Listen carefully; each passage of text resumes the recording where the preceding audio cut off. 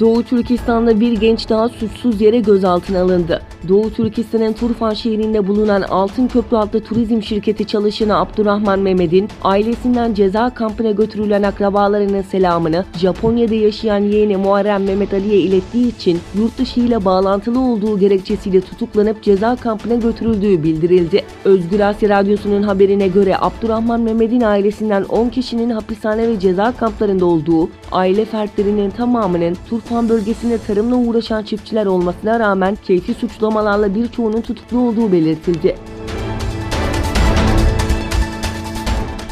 Kültür katliamı yapan Çin hükümeti Uygur mutfağına da el uzattı. Son zamanlarda Uygur Türk mutfağı ve yemek medeniyetindeki en eski lezzetlerden biri olan şiş kebabın Çin medyasında Çin kebabı olarak tanıtılması tepkilere neden oldu. Pekin yönetiminin Doğu Türkistan halkına uyguladığı insanlık dışı baskılarının yanı sıra Uygur medeniyetini yok etme girişimleri de tepkilere yol açmıştı.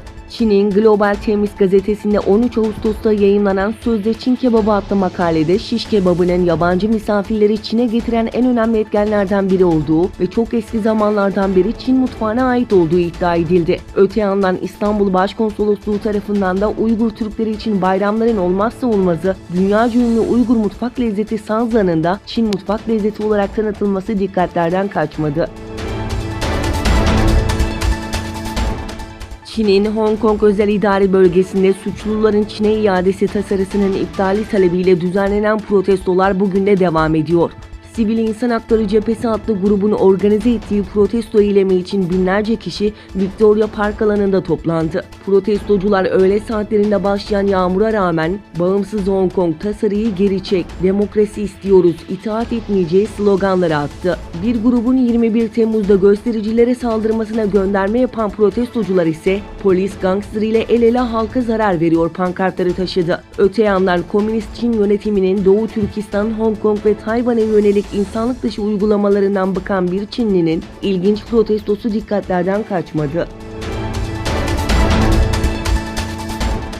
Hindistan'ın çeşitli kesimlerinde etkili olan yağışların yol açtığı sel, toprak kaymaları ve kazalarda ölenlerin sayısı 350'ye çıktı. Press Trust of India'nın haberine göre şiddetli yağışların etkili olduğu Kerala, Maharashtra, Madhya Pradesh, Rajasthan, Andhra Pradesh ve Karnataka eyaletlerinde meydana gelen sel ve toprak kaymalarında 17 kişinin daha yaşamını yitirmesiyle ölü sayısının 350'ye ulaştığı belirtildi.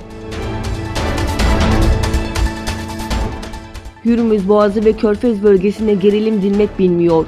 Reuters son dakika haberinde İran Deniz Kuvvetleri tarafından yapılan bir açıklamaya yer verdi. Abonelere acil koduyla gönderilen haberde İran Deniz Kuvvetleri Komutanı'nın "Vurkaç dönemi sona erdi. Körfez'de İran tankerlerine eşlik etmeye hazırız" dediği aktarıldı. Son dönemde bölgede ABD ve İngiltere başta olmak üzere birçok Batı ülkesiyle gerilim yaşayan Tahran yönetimi adına konuşan Komutan Kanzadi çok sert ifadeler kullandı. Komutan, "Vurkaç dönemi sona erdi. Eğer devlet büyüklerimiz isterse donanmamız Adrian petrol tankerine eşlik etmeye hazırdır" dedi.